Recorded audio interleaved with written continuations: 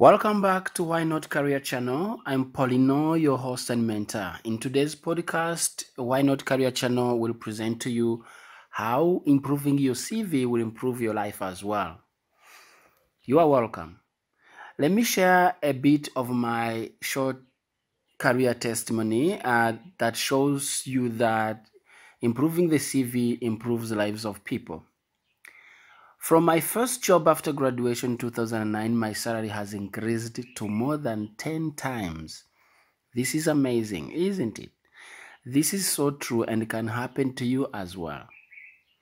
I switched jobs 7 times during these 10 years. It's amazing, right? This is the same as saying that my CV has improved 10 times compared to how it was when I started my first job in 2009. It is not only the number of roles that improved my CV, but the skills I got from these jobs and how I was able to present them on my CV.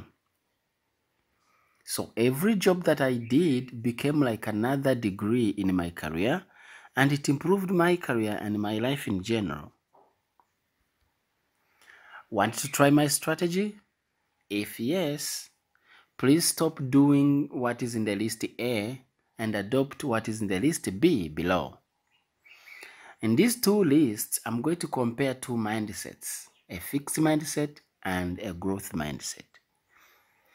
A fixed mindset way of thinking is when people tend to think that things can't change, they are the way they are because it is set like that. They don't believe in effort making. They don't believe in trying because they look at life as something that was predetermined by somebody, and hence there is no need to try. While people with growth mindset, this is a mindset that helps people to believe that everything can change according to how much effort you've made. You do well, you improve, you change, and everything will change as well.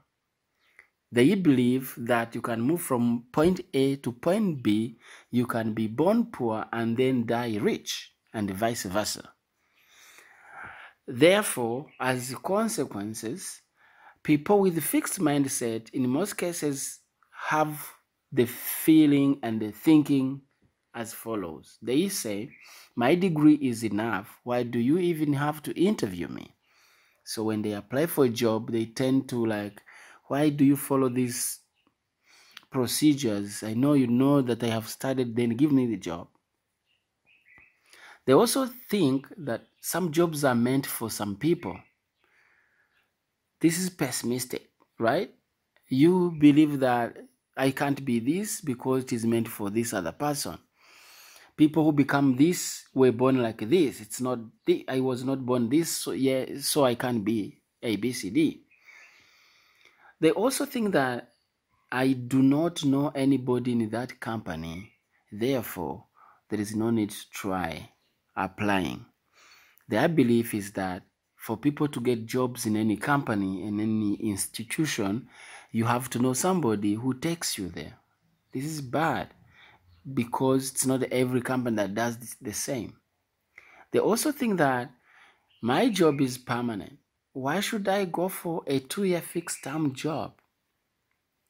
They think that they don't want to take a risk of moving out of the place they are in because out there it's not stable. They don't want to take any risk. A 2-year fixed term is very risky for them. They also think that hundreds of people will apply for this same job. How can I pass?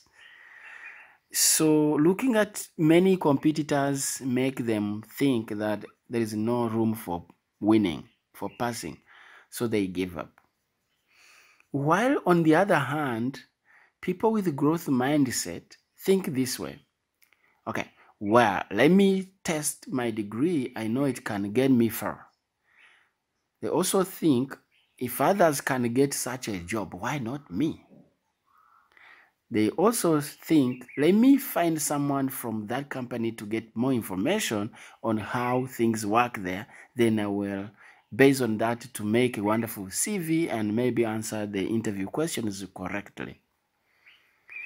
They are also of the view that I'm sure after 2 years, I will have gained skills that will get me an even better job. For them, moving to a new place is a growth, and it improves their skills, and this will give them the opportunity to get a better job afterwards. They also think that I can be the best out of hundreds applicants. Wow, I love this one. They don't look at the number as a problem. They actually see the competitors as an opportunity to make a big win. If I can beat 100, 1,000 people, then it's exciting, right? So they are so positive. Basically, fixed mindset people tend to be negative around things, while growth mindset people tend to be positive and they think that everything is possible. In the same way, people with fixed mindset can ask this question: why bother applying if I'm comfortable with my current job? Yes, you feel like you are well paid. There is no indicator that you are about to be fired. You are stable in your position. Why do you bother go around searching for new jobs? Well, research shows that creation of a comfort zone is problematic, and this research findings is going to challenge that thinking. They say that during every employee's first year, they are learning how to do the job. And here mistakes are tolerated as they are part of learning. In the second year, the new employees are trying their new ideas to fix the company's challenges. While in the third year, they are creating new systems and strengthening the existing ones to increase productivity. In the fourth and fifth year, the employee is now enjoying the products of their effort and creativity. This is the time they start now enjoying the momentum. They have gotten momentum, everything is working the way they designed it, and that is really a great time. Then, after 5 years in one position, employees with growth mindset are advised to raise their bar higher so they can feel challenged and start another journey of learning. Because in the first 5 years, learning stops, they are now kind of stable, they are not improving anymore. So this is the time to move to another place where they can find new challenges, which will provide them with new learnings and, of course, maybe new earnings. They gain more money with an improved job, a better job, like that. Remember, every job well done is an added degree to your career. I'm telling you, and I'm the testimony. If you have been in the same job for more than 5 years, be aware that you are not growing anymore, neither are you contributing as much. Please consider moving to a new role. And for you to move to a new role, you must apply for it, right? So, this is what you do before you even apply for a new position. I'm now guiding you to how to move from your position to a new one, and how do you make this as smooth as possible. Number one, ensure you understand each point mentioned in the JD posted. JD stands for job description. Number two, visit the new company's website and understand their philosophy very well. You do not need to apply for a job in a company you don't understand how they work, what they do, or what they value most. So you need to understand the philosophy so that you become a better fit for this company. Number three, compare your current position with the one you want to apply for. Are they the same level, or you are trying to upgrade? Either case, you need to know what you need to do before you apply, because it will help you apply better and answer the interview questions. However, do not apply for the job you just like, apply for the one you qualify for. You do not want to waste time. You need to check, you need to balance your skills with the requirements of the job description, and then you see if you are really closer to the candidate they are looking for.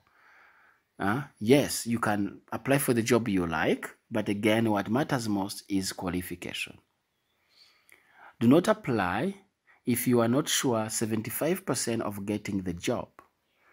And this is the same as above, but this time you can also create your own interview questions and asking about each point of the CV or the job description to see if you can really find correct answers and if you have the skills that are required for each point mentioned in the JD.